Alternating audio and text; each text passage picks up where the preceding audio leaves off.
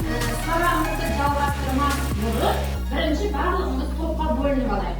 Әркім өзі сосын тобын не қылады, тауып отырады. Орын тауып отыру үшін бүйтеміз балдар. Мына жерде 4 түрлі жануарлардың суреттері берілген. Әркім өзіне ұнайтын суреттерді алып, сол топқа барып отырады. Қай топ қандай?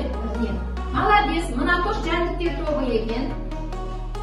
Мына жәндіктерді қойып қойдық. Мына топта қан суреттерін көрсетеміз. Құстар тобы екен. Өте тамаша. Так, суреттерін пеналға сақып қойсаңдар енді. Мына топта не көрсетіңіздер? Қандай жануарлар тобы екен. Өте тамаша. Бұл топтың аты жануарлар тобы болады. Мынау көрсетеміздер. Бұлар балықтар тобы екен. Өте тамаша. Ал біз балдар грамматиканың сабағында өткен сабағымызда қандай тақырыпты мен үйге тапсырма етіп бердім? Нұрман. Үй жұмысында өсімдіктер қорғауды. Өсімдіктерді қорғаймыз деген тақырып. Сен ішіндегі қайсысы артық екен соны сыртын қоршайсың да, сол артықты маған айтасың. Түсінікті ме? Я сыртын деп қоршай салам. Құттасаңыз балдар.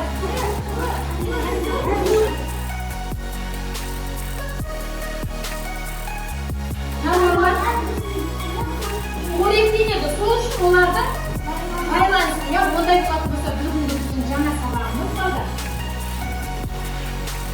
Өсімдіктер мен жануарлардың өзара байланысты деген тақырып өтеді. Дәптеріңізді ашамыздар, бүгінгі күнді жазып, тақырыпты жазып қойыңыз. Табиғатта жануар, адам, өсімдік үшеуі бір-бірінсіз өмір сүре алмайды деп біз екінші сыныпта айтқан тұғымыз иә балдар? Енді осыған тереңдеу келіп тоқталайық. Қараймыз ба? Кітаптарында бірінші 28-ші бетті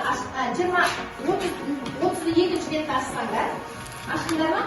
32-ші бетті ашсаңдар, бірінші, екінші деген сурет бар. Бар ма? Ол жерде мынандай өсімдіктің суреті мен және мынандай жануардың суреті берілген. Көрдіңдер ме? Көріп тұрсыңдар, иә? Енді осы жерде бар ғой, нені байқауға болады? Өсімдік пен жануардың қандай байланысы? Қолыңызды көтеріп айта ғой. Жануар.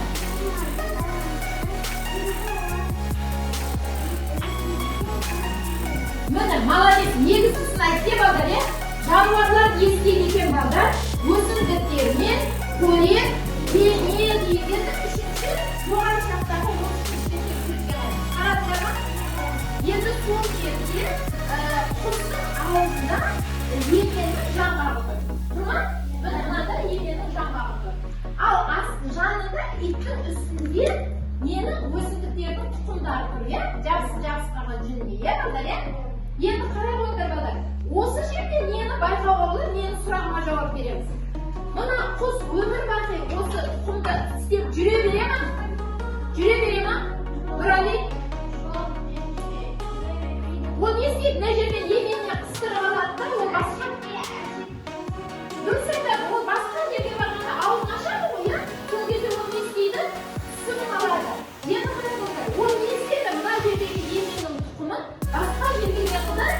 Апарып тастады. Не қылды? Апарып тастады. Енді қарайыңыздар өзіне ойлаңдар. Тұқымды басқа жаққа қыстар апарып тастады ма? Апарып тастады. Өсімдіктерге көмектесті ме? Көбеюіне? Көмектесті. Енді қарайыңыздар. Иттің үстіндегі жүніне жабысқан тұқымдар тұра бере ме ол? Ол не істейді? Иә, ол басқа жерге барғанда сілкінеді. Немесе оны немесе қыздырады. Сол кезде ол қай жаққа түсіп қалады? Басқа жаққа бар. Сонда ол өсімдіктердің тұқымын басқа жаққа апарды ма? Сонда балдар бұл жердегі байланыс не екен? Өсімдіктердің тұқымы жануарлар қасиды егеді. Бұл үшінші, яғни өсімдіктердің көбеюіне көмектеседі екен. Күнде өте тамаша. Түсіндік пе? Енді сұраймыз. Алғабай айта ғой. Алдарында соңғы тапсырма. Сендер жаңа сабаққа қалай түсіндіңдер, соны топпен маған көрсетесіңдер. Мына топқа мынау, мына топқа мынау, мына топқа мына тапсырма, мына топқа мына тапсырма.